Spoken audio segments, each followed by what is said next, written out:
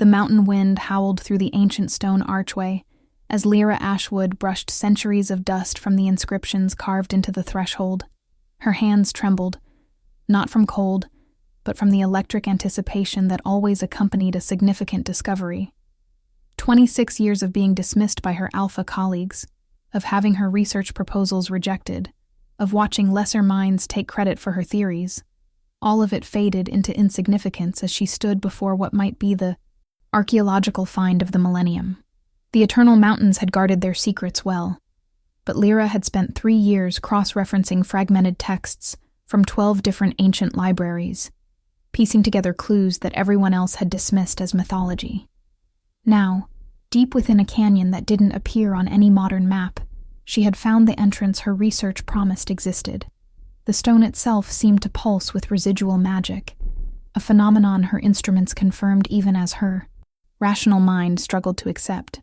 She had come alone because no one else believed her theories, a decision that now seemed either brilliantly vindicated or catastrophically foolish, depending on what lay beyond that archway.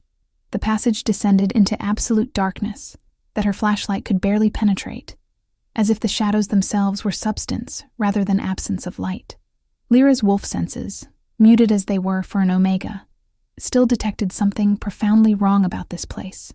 The air tasted old, not just stale, but ancient, as though it had been sealed away from the world's breath for longer than her kind had walked the earth. Every instinct screamed at her to turn back, but her curiosity, that insatiable need to understand that had defined her entire existence, drove her forward. The walls were covered in warning glyphs she recognized from her studies, scripts that predated the Great Reformation by at least 8 centuries. They spoke of sacrifice and duty, of a guardian who had given everything to protect a future he would never see, of a seal that must never be broken lest darkness consume all that lived and breathed. Lyra documented everything with her camera, her academic mind cataloging even as her heart raced with a fear she refused to acknowledge. If you're enjoying this journey into ancient mysteries and forbidden discoveries, make sure to subscribe so you don't miss what happens when past and present collide in ways that will change everything. The passage opened into a chamber so vast her flashlight couldn't find the far walls, a cathedral carved from living stone by hands or magic that surpassed anything modern engineering could accomplish. But it was the chamber's center that stole her breath and rooted her feet to the ancient floor. A pillar of black crystal rose from floor to ceiling, easily 20 feet in diameter, and within it stood a figure that couldn't possibly be real. A man, though that word felt inadequate for the sheer presence he radiated even in frozen stasis. He stood over 7 feet tall, his body a sculpture of warrior perfection wrapped in armor that seemed grown from the same dark crystal that imprisoned him. His hair was long and wild, the color of storm clouds, and even through the crystal's distortion, Lyra could see the savage beauty of features too perfect to be entirely human. But it was his expression that captured her. Eyes closed as if in sleep, but his face was twisted in an agony so profound, it made her chest ache in sympathy. He looked like he was dying, had been dying for a very long time, suspended in that moment of ultimate sacrifice forever.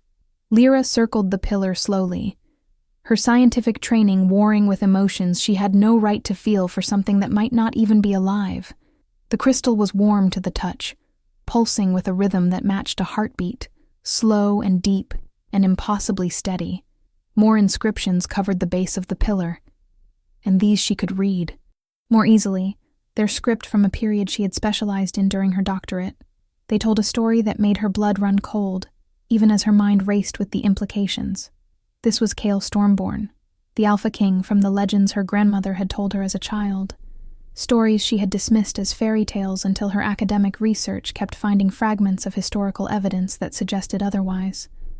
According to the inscriptions, he had not died in glorious battle as the sanitized. Modern legends claimed he had made a choice, had taken something terrible into himself to save his people, and then allowed himself to be sealed away to protect the world from what he had become. The seal was designed to last until the threat passed, but the inscriptions were unclear about what that threat actually was, or how anyone would know when it was safe to release him. She should have left then, should have documented her discovery, and returned with a full team and proper equipment. But Lyra had never been good at should, and something about the frozen agony on that ancient face called to her in ways she couldn't articulate. The inscriptions warned that the seal was tied to his life force, that as long as he suffered, the seal held, and she found that unconscionable. What kind of people would design a protection that required eternal torment from their greatest hero? Her hand reached out before conscious thought could stop her, fingers spreading across the crystal above where his heart would be, and she felt it then. Not just the heartbeat, but him. His consciousness, his pain, his desperate loneliness, 1,000 years of isolation in a prison of his own making, aware of every moment, feeling himself slowly being consumed by the darkness he had sworn to contain. Tears streamed down her face as she felt the weight of his sacrifice, the depth of his love for people long dead, his slowly dying hope that his suffering meant something. The crystal grew warmer under her. Palm began to glow with veins of crimson light that spread from where she touched. And distantly, she heard herself speaking words she didn't consciously know. Words in a language that her blood remembered even if her mind did not. The explosion of power threw her 20 feet backward, her body slamming into the chamber wall hard enough that she tasted blood. The black crystal shattered into a million pieces that dissolved into smoke before hitting the ground, and the figure within collapsed too, his knees with a roar that shook the mountain itself. Lyra struggled to her feet, her wolf healing already mending her injuries, just in time to see him rise. Kale Stormborn stood at his full height, and it was like watching a force of nature take physical form. His eyes opened and they burned with power that made her want to bow, to submit, to run, all at once. They were silver shot through with veins of absolute black, beautiful and terrifying, and they fixed on her with an intensity that pinned her more effectively than any physical restraint. His voice, when he spoke, was like thunder given words, deep and resonant, and edged with fury that made every hair on her body stand up in primal warning. "What have you done?" The words were in that same ancient language her blood had spoken, but somehow she understood them perfectly, felt their meaning in her bones. "Do you have any comprehension of what you have unleashed, little Omega? Do you understand that you may have just doomed every living thing to a fate worse than death?" Lyra found her voice, though it shook with a terror she had never known existed. "I freed you. The inscription said you were suffering, that you had sacrificed everything. I thought I was helping." His laugh was bitter and terrible, the sound of hope dying. "Helping? I was sealed away because what lives within me would consume the world if released. I have spent 1,000 years containing the Sombra Eterna, the shadow that exists beyond death, beyond life, beyond anything your limited mortal mind can comprehend. It feeds on existence itself, and every moment I was sealed was another moment it could not spread. But now you have broken the only bonds that held it in check." Even as he spoke, Lyra could see it, shadows that moved wrong, that seemed to have depth and hunger, writhing around him like serpents, trying to tear free of his body. His face twisted with effort and agony as he fought to contain them, his massive frame shaking with the strain. She felt it then, the pull toward him that had nothing to do with fear and everything to do with something written in her very DNA. The recognition that every Omega felt in the presence of their destined Alpha. No, she thought desperately. Not now. Not like this. Not with the world possibly ending because of her mistake. Kyle's eyes narrowed as he scented the air, as he recognized what she was beginning to feel, and something that might have been pain flashed across his features before. Anger reasserted itself. Of course, the cosmos would have this sense of cruel irony. My fated mate would be the fool who doomed the world. He took a step toward her and the shadows surged, hungry and eager, but he snarled and they retreated, barely, back under his skin. "Stay back from me, Omega. The bond forming between us is the only reason I have not already killed you for your stupidity, but I will not allow it to sway me from what must be done. If the Sombra cannot be resealed, then I will take myself so far from civilization that when it finally consumes me, at least your death will be among the last, instead of the first."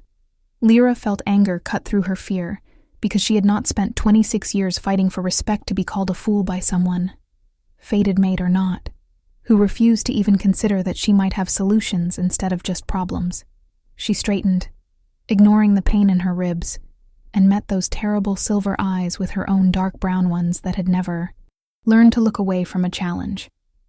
I made a mistake, but I am not an idiot, and I am not useless.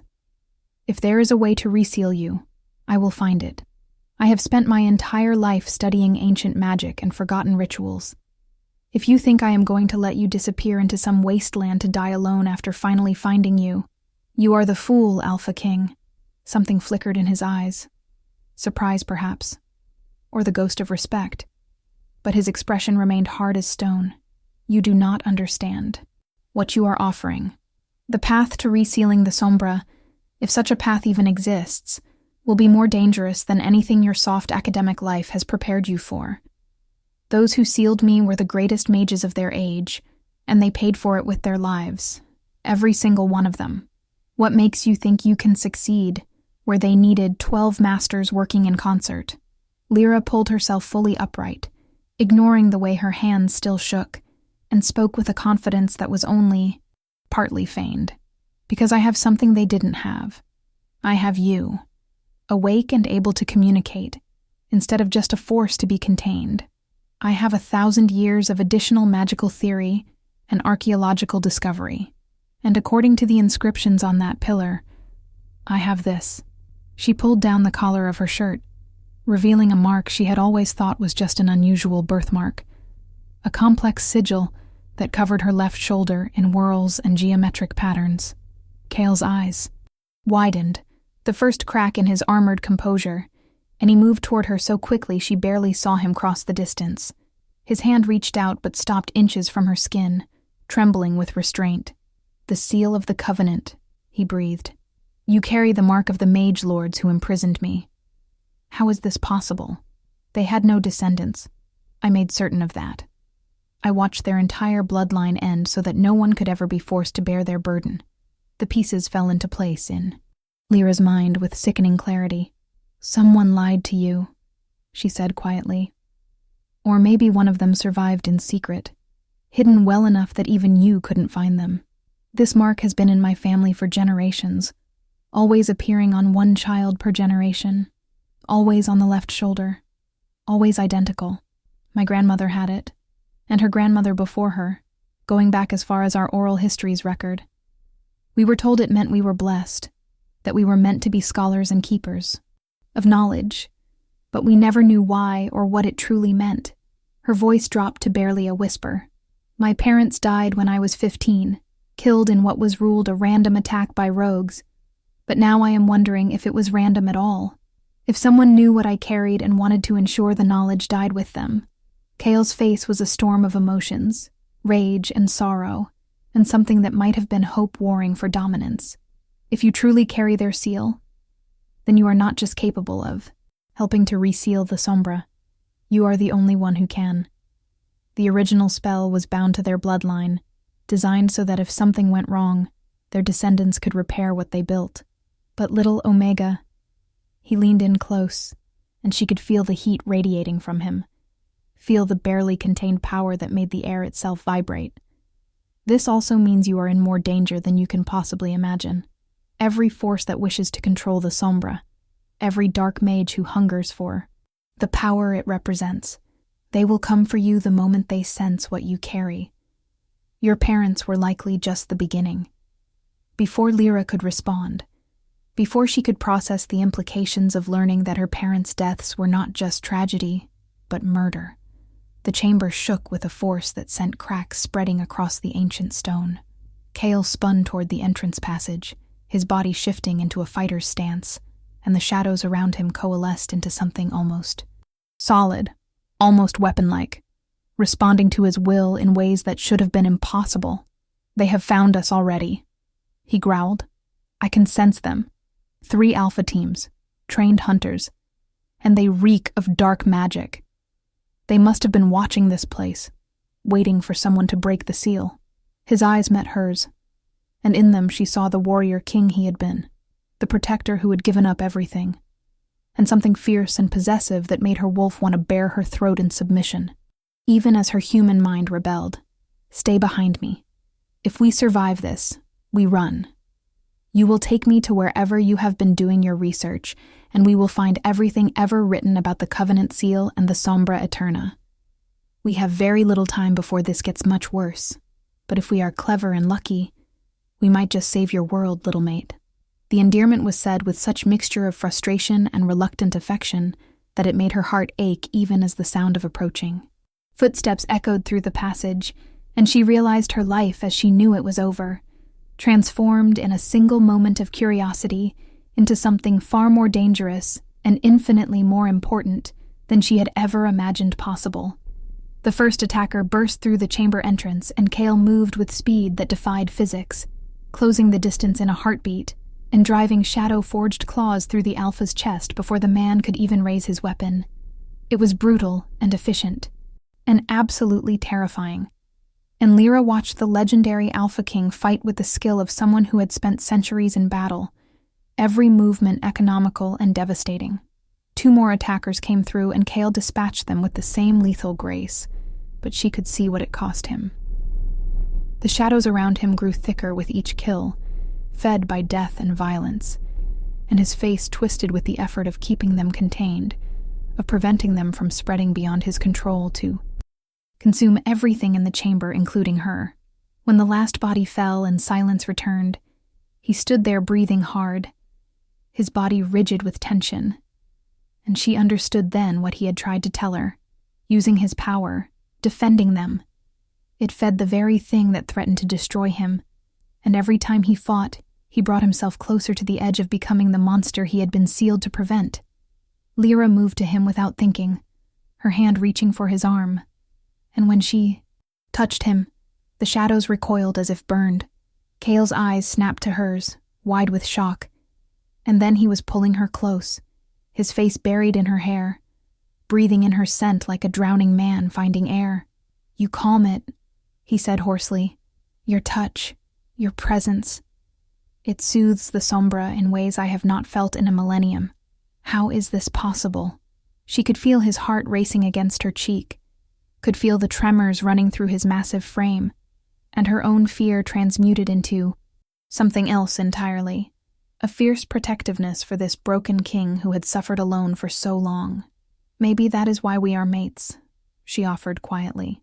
"Maybe the universe knew you would need an anchor, someone who could help you carry this burden." He made a sound that was half laugh and half sob, his arms tightening around her almost painfully. "If that is true, then fate is either incredibly wise or unbearably cruel, because now I have something to lose, someone whose safety matters more than my duty, and that makes everything infinitely more complicated." His voice dropped to barely audible. "I do not know if I am strong enough to choose the world over you if it comes to that choice, and that terrifies me more than the Sombra ever could." She pulled back enough to look up at him. This impossible male who was simultaneously her greatest discovery and her fated mate, and made a decision that would define everything that followed. "Then we make sure it never comes to that choice. We find another way, one where we both survive, where the world is saved and we get our chance at the life we were meant to have. I am not losing you, Kale Stormborn, not after 1,000 years of you suffering alone. Not when I just found you." His hand came up to cup her face with a gentleness that seemed impossible from someone so lethal, his thumb tracing her cheekbone with reverence. "You are either the bravest person I have ever met or the most foolish, and I find myself hoping desperately that it is the former. Very well, my stubborn little mate. We do this together, and may the gods have mercy on us both." He kissed her then, fierce and claiming and achingly gentle all at once, a kiss that tasted of hope and desperation and promises that might be impossible to keep.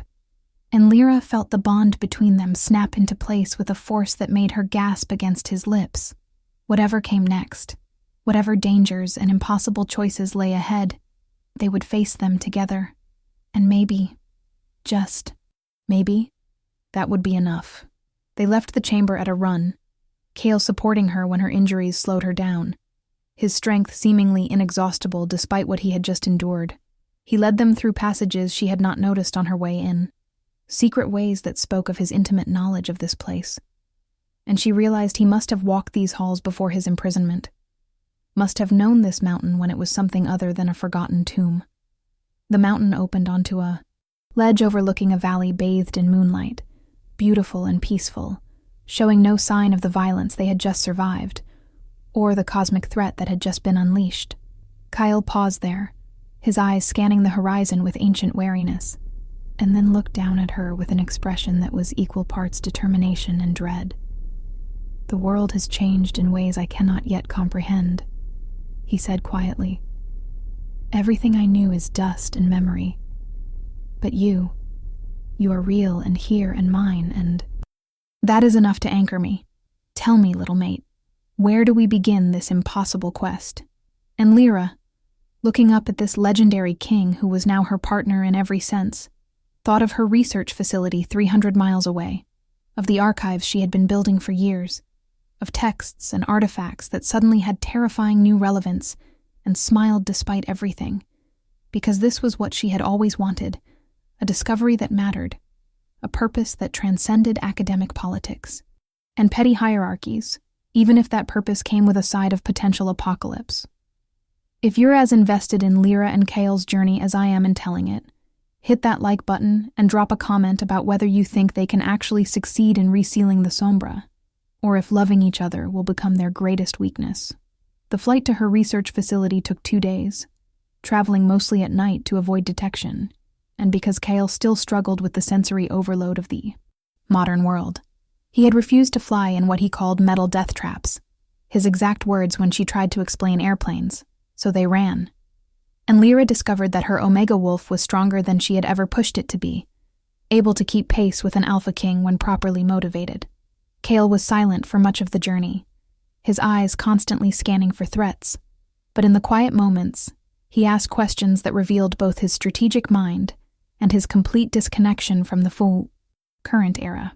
When she showed him a cell phone, he had looked at it like it was magical, which she supposed from his perspective it might as well be, and his wonder at being able to access the sum of human knowledge from a device that fit in her pocket was almost childlike. But that wonder was always tempered by darkness, by the shadows that clung to him more persistently with each passing hour, as if being awake and active fed them in ways that stasis had not. Her facility was exactly as she had left it.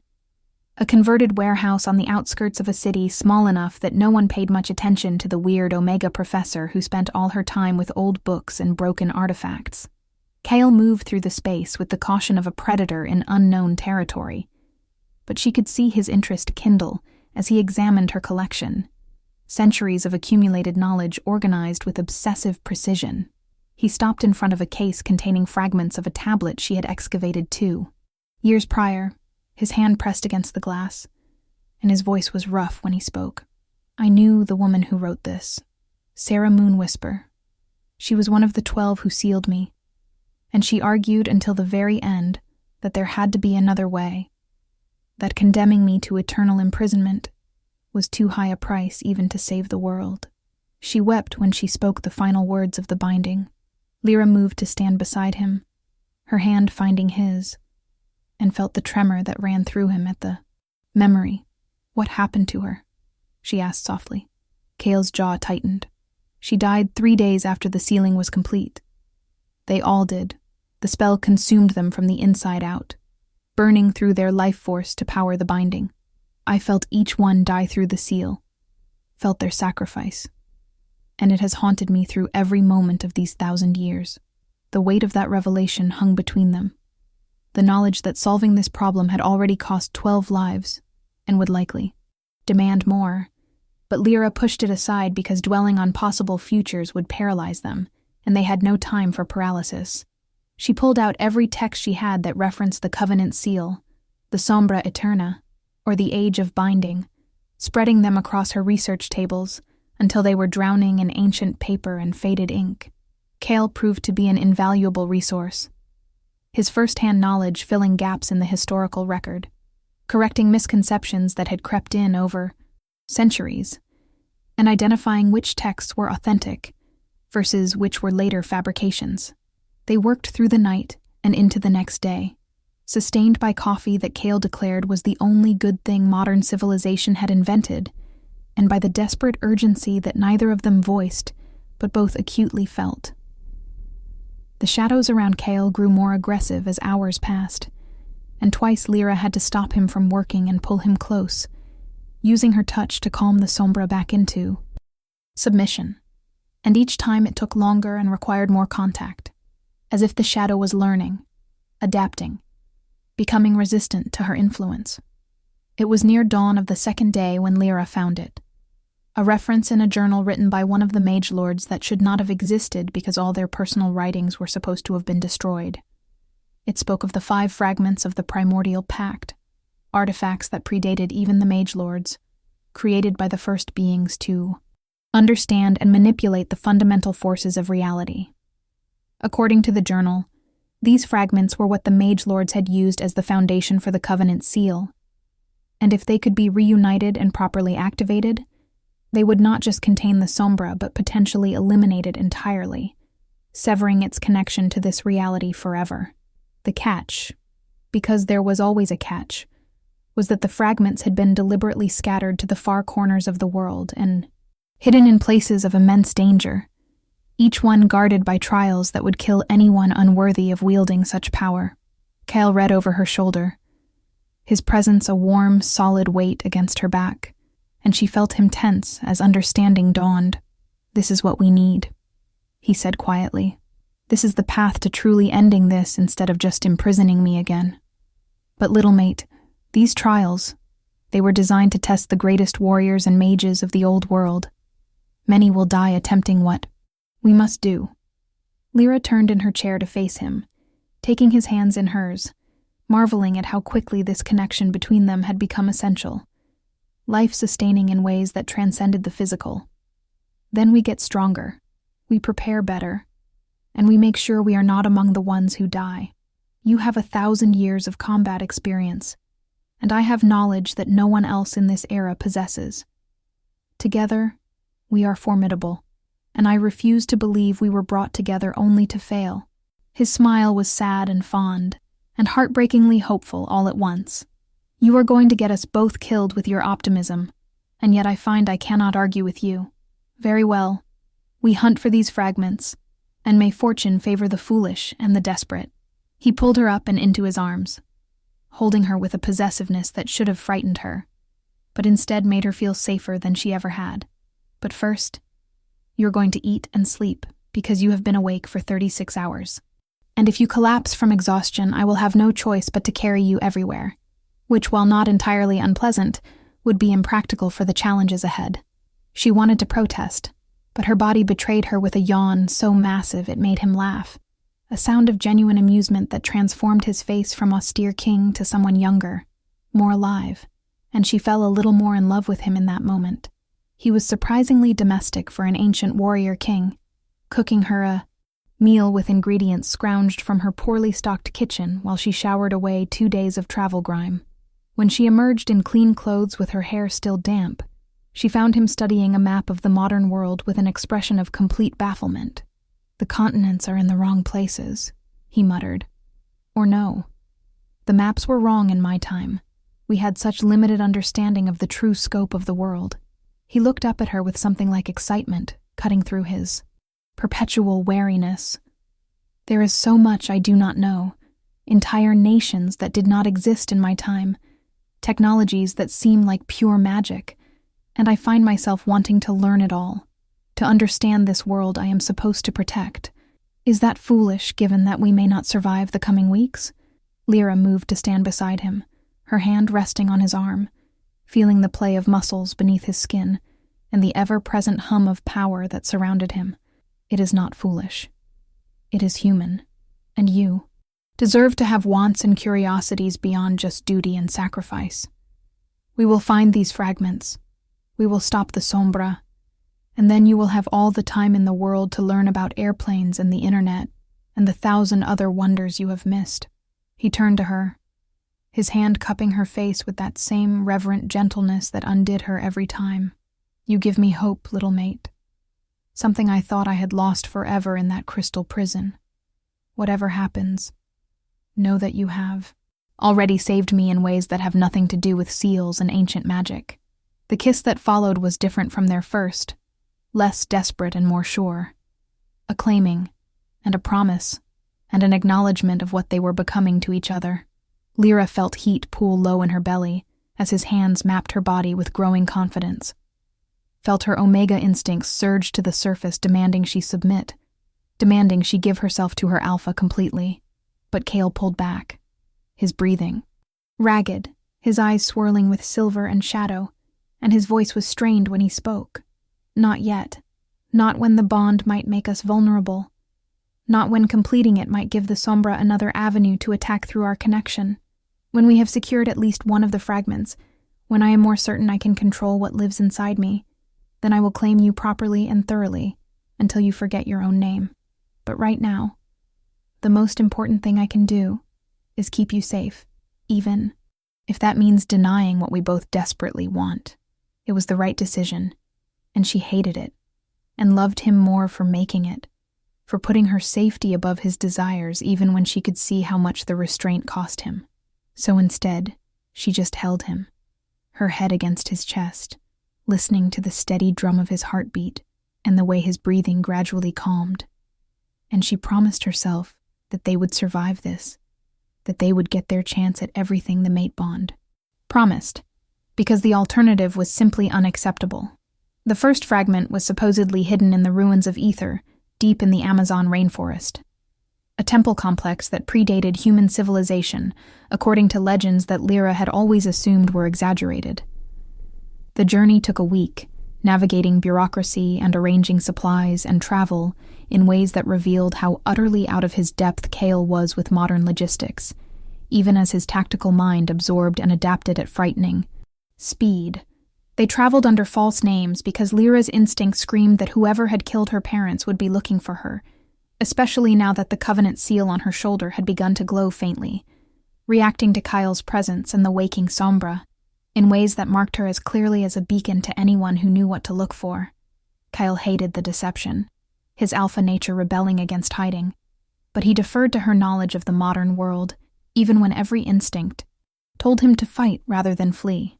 She watched him struggle with it, with being displaced and dependent, and made sure to ask his opinion on tactics and strategy, giving him areas where his expertise mattered, helping him maintain his sense of purpose and identity, even as everything he had known crumbled away into history. The rainforest was brutal and beautiful, a riot of life and death intertwined so completely they became indistinguishable. Cale moved through it like he was born there, his predator grace adapting instantly to the terrain, but Lyra could see the strain in him growing worse. The shadows were more visible now, dark tendrils that writhed across his skin like living tattoos, and his eyes held more black than silver in unguarded moments. He was running out of time. They both knew it, and the knowledge lent desperate urgency to their search. The ruins, when they finally found them, were everything the legends promised and more. Stone structures that defied conventional understanding of ancient architecture, covered in glyphs that made Lyra's Covenant seal burn with recognition. Cale stopped at the entrance, his body rigid, and his voice was hollow when he spoke. I have been here before, in the before time, when I made the pact that doomed me. This is where I took the Sombra into myself, where I thought I was saving my people, but really I was just delaying the inevitable. Lyra gripped his hand tightly. You saved generations, gave the world 1,000 years it would not have had otherwise. That is not nothing, Cale. That is everything. He looked at her with eyes that held too much pain and too much love, and nodded slowly before stepping forward into the ruins that had witnessed his greatest sacrifice. The temple interior was a maze of passages and chambers, each one filled with traps that would have killed them instantly, if not for Cale's supernatural reflexes and Lyra's ability to read the warning glyphs fast enough to shout directions. They moved, deeper, drawn by a pull that both of them felt, the fragment calling to the Covenant seal and to the Sombra in equal measure, recognizing elements of itself in both. The chamber at the heart of the temple took Lyra's breath away, a perfect sphere carved from a single piece of crystal that glowed with inner light. and floating in its exact center was a shard of something that hurt to look at directly, as if it existed in more dimensions than human eyes could properly process. The first fragment of the primordial pact, Kale breathed. I remember now. I remember the being who created these, ancient beyond measure, and they warned that using their power came at a price that would echo through eternity. They tried to stop us, tried to make us understand, but we were so certain we knew better. His laugh was bitter. Hubris is apparently timeless. Before Lyra could respond, the chamber flooded with hostile presences, figures materializing from shadows that were not Kyle's, wearing robes marked with sigils she recognized with sinking dread. The Council of Ancients, the secret organization her research had suggested existed but never proven. And they had clearly been waiting for someone to lead them to the fragment. Their leader stepped forward, an ancient alpha whose power made the air itself bow, and his smile was cruel and triumphant. Thank you, little Omega, for doing what we could not, for breaking the seal and freeing our greatest weapon. Did you truly think you could oppose us? That you and one broken king could stand against power we have been accumulating for centuries? Kale moved in front of Lyra instantly, his body a shield, and the sombra erupted around him in response to his fury. No longer just tendrils, but a manifestation of living darkness that screamed with hunger. His voice, when he spoke, was layered with harmonics that belonged to something far more and far less than human. You want to see what a broken king can do? Let me show you why they needed 12 of the greatest mages ever born just to contain me. What followed was violence on a scale Lyra had never witnessed. Kale unleashing the full fury of the Sombra against the Council's forces, no longer trying to contain it, but directing it, channeling it into weapon and armor and absolute devastation. He moved like death itself, beautiful and terrible. And everywhere he struck, enemies fell and did not rise. But Lyra could see the cost, could see him being consumed from within. The shadows no longer just around him, but replacing him, eating away at his humanity with every moment he let them free. She did the only thing she could think of. She ran for the fragment, dodging between combatants and traps that activated in response to the violence, her eyes streaming from the pain of looking directly at something never meant for mortal perception. Her hand closed around the shard, and power exploded through her, through the covenant seal, through the bond to Kale, and suddenly, she understood, saw the pattern of how the fragments worked, how they could be used, not just to seal the Sombra, but to transform it, to change its fundamental nature from destroyer to protector, if only they could gather all 5, and if they both survived long enough to complete the ritual. The power flowing from the fragment reached Kyle, and the effect was immediate. The Sombra recoiling from the touch of primordial magic, retreating back into him, giving him back control. His eyes found hers across the chaos of the chamber, and in them she saw shock and understanding, and a hope so fragile it made her heart ache. The Council forces, seeing their advantage disappearing, retreated in a coordinated withdrawal that spoke of extensive training. But their leader paused at the chamber entrance. This is not over, he promised. You have 1 fragment, but we will claim the rest, and when we have them, we will reshape reality itself. Your precious Alpha King will become our weapon, and you, little Omega, you will watch as everything you love turns to ash. Then they were gone, and Lyra and Kale were alone with the fragment, and the bodies of those who had not been fast enough to retreat, and the knowledge that this was just the beginning. Kale collapsed to his knees, his body shaking with reaction, and Lyra was there instantly, the fragment still clutched in one hand, while the other reached for him. The moment she touched him with the fragment's power still flowing through her, something shifted. The Sombra that had been trying to consume him suddenly stabilized, held in check by the fragment's influence. It is working, she said urgently. The fragment is reinforcing your control, giving you anchor points the Sombra cannot erode. We need to find the others as quickly as possible. Each one will make you stronger, more stable, until we can complete whatever ritual these were designed for. Kale pulled her close, his face buried against her shoulder, and she felt the wetness of tears that a King should not shed. I thought I was lost, he confessed quietly. For a moment in that battle, I could not remember why I was fighting, could not remember anything except hunger and the desire to consume. But then I felt you through the bond, felt your determination and your faith in me, and it pulled me back. You are saving me, Lyra, over and over again, and I do not know how I can ever repay that debt. She threaded her fingers through his hair, holding him as fiercely as he had held her so. Many times. You do not owe me a debt, you stubborn king. We are mates and partners, and we save each other. That is what love means. They took 3 days to recover in a safe house Lyra maintained for field research. 3 days where Kale learned to integrate the fragment's stabilizing influence, and Lyra decoded more of the journal that was proving to be their most valuable resource. The intimacy between them grew in those quiet hours, not sexual, because Kale still feared the bond would make them. Vulnerable, but deep and profound in other ways. He told her about his life before the seal, about the kingdom he had ruled and the people he had loved, about the plague that had threatened to wipe out his entire species, and the desperate bargain he had made with a being of pure entropy to save them. She told him about growing up different, about the isolation of being an omega in academic fields dominated by alphas who saw her as decoration or distraction, but never equal, about the fierce joy she found in uncovering truths that had been buried by time. They mapped each other's scars, physical and emotional, and found that their damages fit together in ways that made them both stronger, rather than breaking them further apart. Make sure to subscribe so you don't miss the next part of their journey, because finding the second fragment is going to test them in ways that battle never could, forcing them to confront truths about themselves and each other that will either forge them into something unbreakable or destroy them completely. The second fragment was hidden in the frozen reaches of the far north, in a place called the Citadel of Echoes, where reality itself was thin and unstable.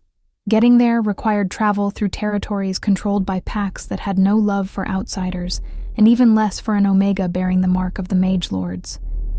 Kale wanted to fight their way through, his protective instincts inflamed by every alpha who looked at Lyra with speculation or disdain. But she convinced him that diplomacy would be faster and less likely to alert the council to their movements. So they negotiated, and Lyra watched her mate struggle to be diplomatic when every fiber of his being wanted to dominate, to force submission through sheer overwhelming power. But he tried, for her, and that meant more than any grand gesture ever could. Some of the northern packs recognized the legends of Kale Stormborn and bent the knee willingly. Others required proof of his identity that left them bloody, but ultimately respectful. And a few simply let them pass, because they sensed the sombra, and wanted nothing to do with anything that carried such darkness. The Citadel was a structure that should not exist, architecture that folded in on itself, doorways that led to places that were not spatially connected, halls where they could see themselves walking past from 5 minutes in the future, or an hour ago. Time was unstable here, causality merely a suggestion, and Lyra's logical mind rebelled against everything her senses reported. Kale guided them through with confidence that seemed impossible, until she realized he was not navigating by sight or logic, but by feeling, following the fragment's call through the impossible geometry, trusting instinct over reason.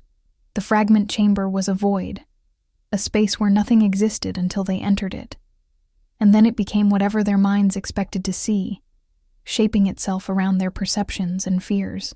For Lyra, it manifested as an endless library where every book was blank, all knowledge erased, her worst nightmare of irrelevance and futility made manifest. For Kyle, it was the throne room of his old kingdom, filled with the corpses of everyone he had failed to save, their accusing eyes following him with silent judgment. They had to walk through their nightmares together, had to acknowledge and accept their deepest fears before the fragment would reveal itself, a trial of will and truth that left them both shaking and more intimately connected than any physical act could achieve. The second fragment resonated with the first when Lyra took it, creating a harmonic that sang through her bones and made the covenant seal blaze with light, bright enough to hurt. The effect on Kale was even more dramatic.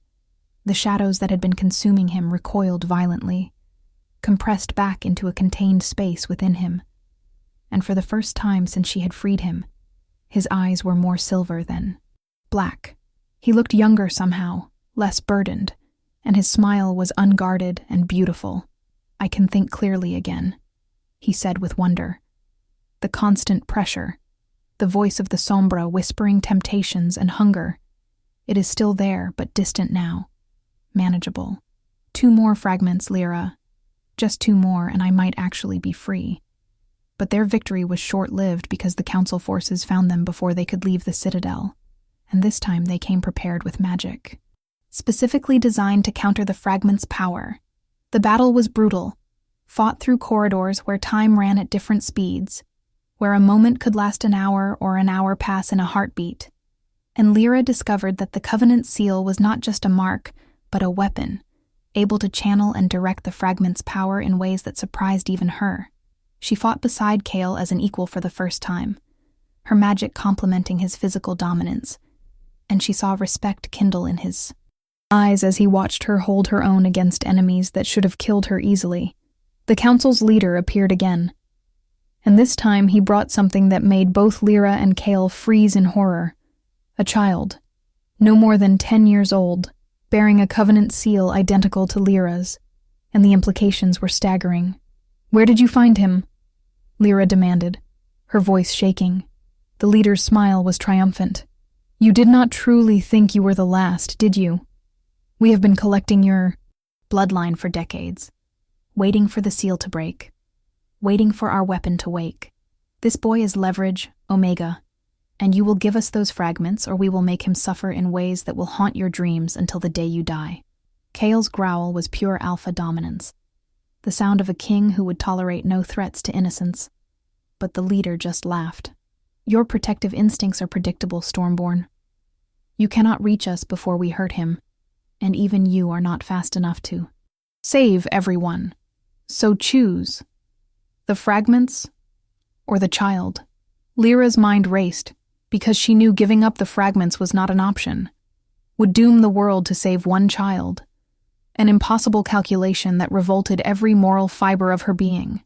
But she also knew she could not let them hurt someone bearing her family's mark, her responsibility, and her blood.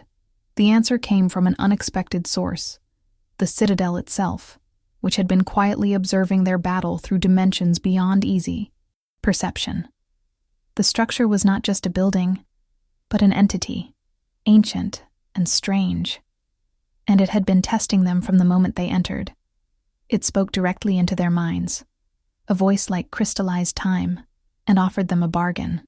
It would save the child, would fold him into a safe temporal pocket until this conflict ended, but in exchange they had to promise that when they assembled all 5 fragments, they would use them not just to seal the Sombra, but to repair the Citadel's own damaged temporal matrix, a wound inflicted by the same primordial forces that had created the fragments in the first place.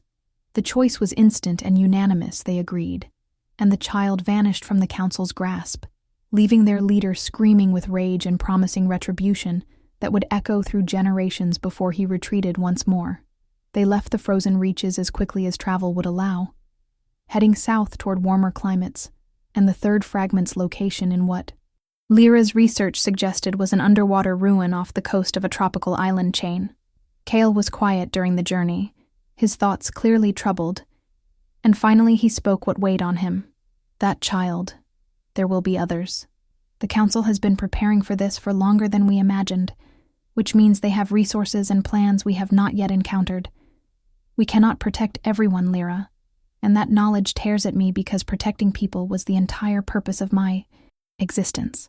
How do we reconcile duty to the world with duty to individuals when saving one might doom many?"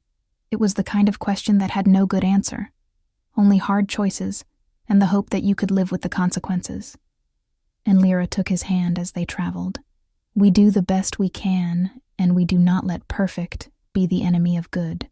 We saved that child, Kale, and we will save others where we can. But our first responsibility is stopping the Sombra, because nothing else matters if the world ends.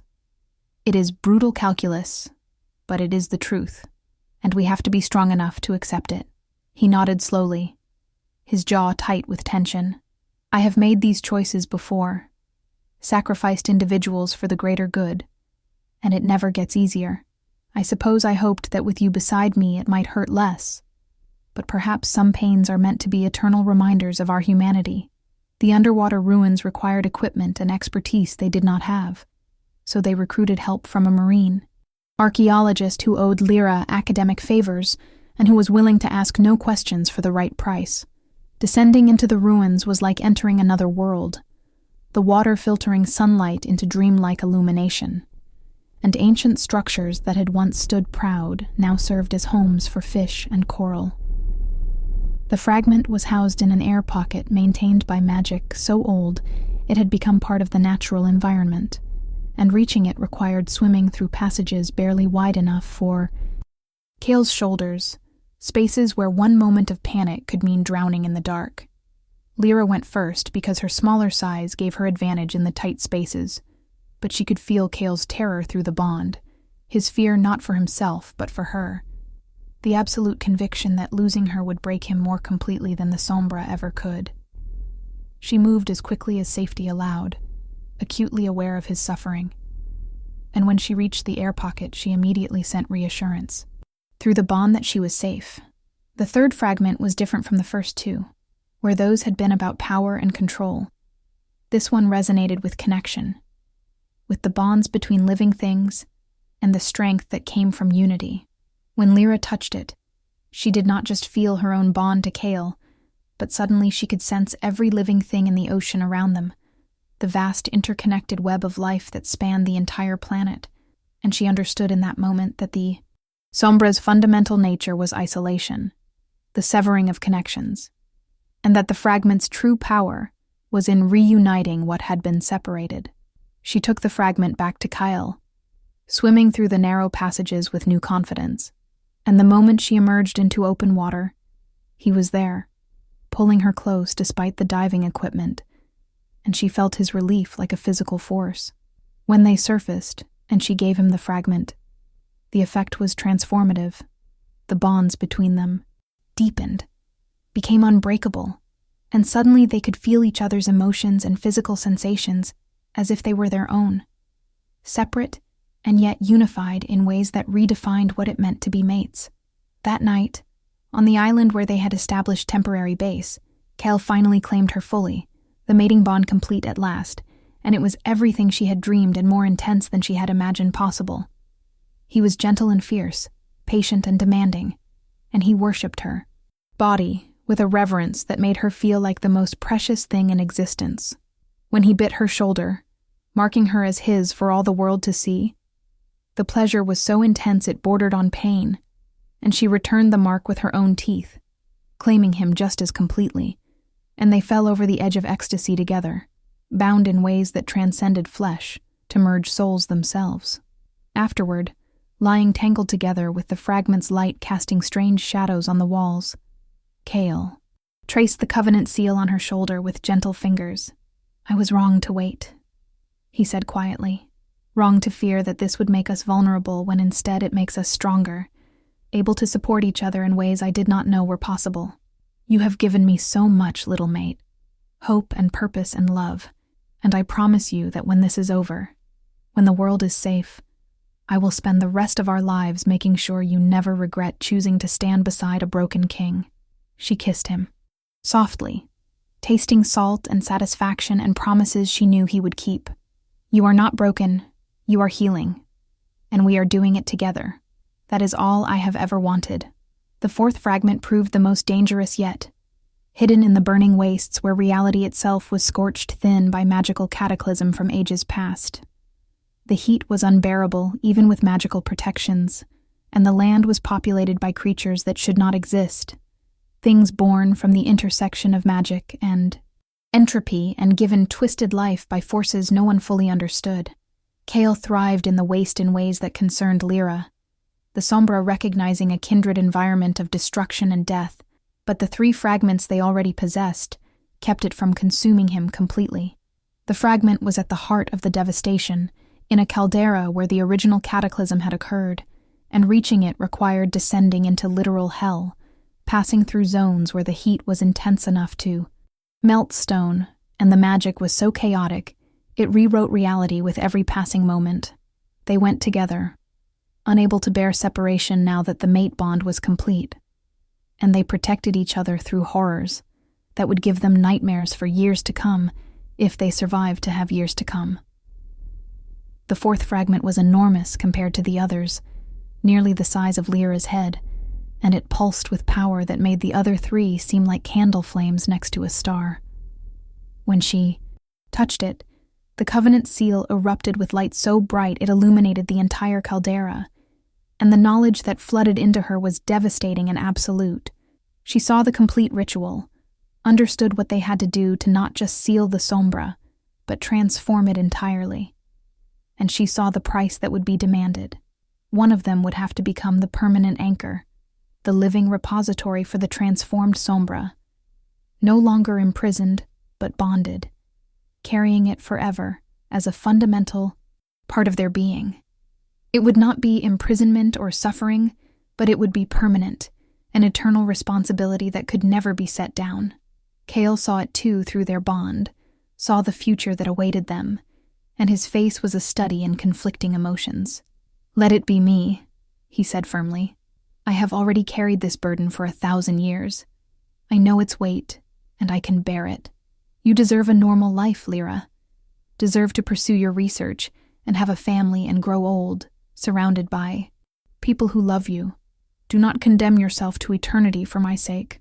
But Lyra had seen something else in the vision, had seen that the burden was lighter when shared, that 2 anchors were stronger than one, and that if they both accepted the responsibility, they could transform the sombra into something that protected rather than destroyed, becoming guardians not just of the seal, but of the balance between life and entropy itself. She took his face in her hands, making him meet her eyes, and spoke with absolute conviction. "I am not condemning myself to anything. I am choosing to stand beside my mate and partner in a responsibility that matters. We do this together, Kale, or not at all. You have been alone for too long, carrying burdens no one should bear without support. That ends now. I choose this. I choose you. I choose us. And nothing you can say will change my mind because I am just as stubborn as you are." His laugh was choked, and his eyes were wet, and he kissed her with desperate gratitude. "Together, then," he whispered against her lips. "For eternity. Together." The council made their final stand as Lyra and Kale retrieved the 5th fragment from the ruins of what had once been the capital city of the Mage Lords, a place of such concentrated magical residue that reality itself was unstable. The council's full forces arrayed against them, dozens of powerful alphas and dark mages, and their leader revealed his trump card.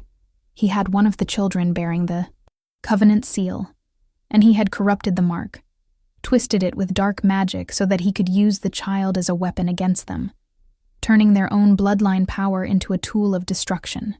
The child screamed in agony as the corrupted seal tore at him from within, and Lyra felt every moment of his suffering through her own mark, felt him dying, and she knew in that instant that the council leader had to die, that mercy was not an option when it came to someone who would torture children for power. Kale felt her decision through the bond, and his approval and support flooded her with warmth, even as he launched himself at their enemies with the fury of an alpha king who would tolerate no harm to innocents under his protection. The battle was apocalyptic. 5 fragments of primordial power unleashed in a space already saturated with ancient magic, and reality itself buckled under the strain. Lyra fought with everything she had, the Covenant seal blazing with power she had never imagined, and she reached for the dying child through the connection of their marks, pouring healing and strength into him, trying to purge the corruption before it killed him. The council leader tried to stop her, but Kale was there, the sombra and fragments working in concert to make him more force of nature than man, and his claws ripped through magical shields that should have been impenetrable. "You have failed," Kale told the leader as he lifted him by the throat. "You sought to control power. That was never meant to be wielded by beings of greed and malice. And now you will face the consequences of your hubris." The leader laughed even as he choked. "Kill me, and you prove you are no different, that power corrupts all who hold it, that your precious Omega's faith in redemption is just naive fantasy." Kale's eyes met Lyra's across the battlefield, and she saw the question there, saw him asking what justice looked like when mercy might endanger everyone else. And she had no good answer, because some choices were impossible no matter which way you decided. In the end, Kale chose imprisonment over death, using the fragments to seal the council leader in temporal stasis, where he could harm no one but might someday be released if he could be redeemed. A choice that cost them precious time and energy, but that let them keep their humanity intact.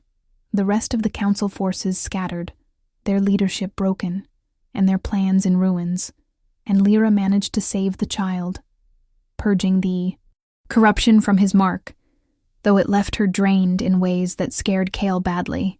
They gathered the 5 fragments finally, all the pieces necessary to complete the ritual, and stood together in the ruins of the Mage Lord's greatest achievement, ready to either save the world or die in the attempt. The ritual required 3 days of continuous concentration, 3 days where they could not sleep or eat or stop the flow of power through their bodies, 3 days where they walked the knife edge between transformation and destruction. Kyle held the Sombra open and willing, allowing it to be reshaped by the fragment's power, while Lyra channeled her bloodline magic through the Covenant seal to guide and contain the transformation. And together, they wove something new, a force that balanced entropy and creation, death and life, ending and beginning. When it was done, when the ritual finally completed, and they collapsed into each other's arms, they were changed. The Sombra was no longer separate from Kale but integrated, a fundamental part of his being that he could call upon at will without fear of losing control. Lyra's Covenant seal had transformed into something more, a mark that made her co-guardian, able to share the burden and help maintain the balance. They were no longer entirely mortal, but not truly immortal either, something in between, able to age slowly if they chose or remain as they were, and bound to the responsibility of protecting the seal that now existed, between realities rather than within a prison. The price was high. They could never fully leave their duty behind, would always need to maintain the balance, but they could also live, could have the life they wanted with each other, could be partners in every sense as they guarded the boundary between what should exist and what should remain sealed away. Drop a comment about what you think of Lyra and Kale's choice to share the burden together, because I love hearing your thoughts on these impossible decisions. The epilogue of their story began 5 years after the ritual's completion, 5 years where they had learned to navigate their new existence with grace and determination. They established the New Covenant, an organization dedicated to training others who showed potential to help guard the balance, recruiting from all packs and backgrounds with no discrimination based on rank or origin. The children bearing the Covenant seal, rescued from the Council or found through careful searching, became the core of the new order, trained in both ancient magic and modern knowledge, given the tools to choose their own paths, rather than having destiny forced upon them. Lyra's archaeological work became legendary, her discoveries revolutionizing understanding of ancient magic, and leading to breakthroughs that improved life for wolves across the world. She finally received the academic recognition she had always deserved, though she found it mattered less now that she had purpose that transcended publications and tenure. Kale adapted to the modern world with surprising ease once the constant threat of the Sombra was managed, his tactical brilliance and centuries of leadership experience making him invaluable in restructuring pack governance toward more equitable systems. He maintained his role as a king, but redefined what that meant, becoming a protector and guide rather than ruler, and his legend grew in new directions as stories spread of the Alpha King who had sacrificed everything twice over to save people he did not know and would never meet. Together, they divided their time between the mortal world and their duties as guardians, walking the spaces between realities where few could follow, ensuring that the balance held and that nothing threatened to tip the scales toward entropy or stagnation. It was not an easy life, came with challenges and dangers that tested them constantly, but they faced it all together, and that made every difficulty bearable. On their 5th anniversary of completing the ritual, Kale took Lyra back to the mountain where she had first freed him, the place where their story began. The chamber that had once held his prison was now a memorial, a reminder of sacrifice and the price of protection, and they stood together looking at the empty space where the crystal pillar had been. "Do you regret it?" he asked quietly. "Regret touching that seal? Regret setting in motion everything that followed? Regret binding yourself to me and to a duty that will never truly end?" Lyra leaned into his side, his arm coming around her automatically, and she felt the depth of their bond. 5 years of shared experiences and growing love and partnership that had become the foundation of her entire existence. "Not for a single moment," she said firmly. "You gave me purpose, gave me a partnership I never dreamed possible, gave me a life that matters beyond academic credentials and peer recognition. We saved the world, Kale, and we are still saving it every day, and we are doing it together. That is more than I ever hoped to achieve." He kissed the top of her head, his contentment flowing through the bond, warm and sure. "Then I regret nothing as well, my brilliant, stubborn, impossible mate. Thank you for being foolish enough to touch a forbidden seal, and wise enough to see past the monster to the man underneath, and brave enough to share a burden that should have destroyed us both, but instead made us something stronger than either of us could have been alone." They left the mountain as the sun set, heading back to the life they had built together, a life of duty and love and endless possibility. The new Covenant's headquarters waited, full of students who needed training and children who needed guidance in a world that required vigilant protection. But they also had plans for a vacation, a month where they could be just Lyra and Kale, mates and partners, exploring some of the world's wonders he had missed during his millennium of imprisonment. And she was going to finally teach him to appreciate the miracle of flight, even if it meant white-knuckling his hand through every moment of turbulence.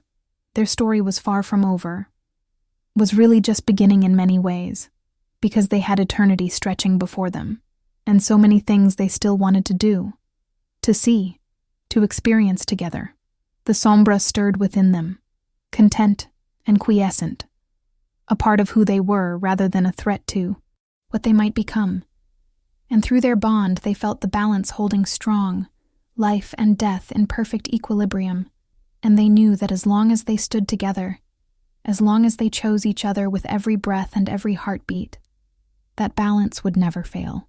The world was safe because 2 impossible people made impossible choices and refused to accept that love and duty had to be enemies, proving instead that they could be 2 sides of the same coin, that the strongest shields were forged from the bonds between souls who chose to stand together against the darkness, not because they had no fear, but because they had something worth protecting that mattered more than fear ever could, and that something was each other, was the future they were building, was the hope that even in a world balanced on the knife edge between existence and entropy, love could still tip the scales toward light.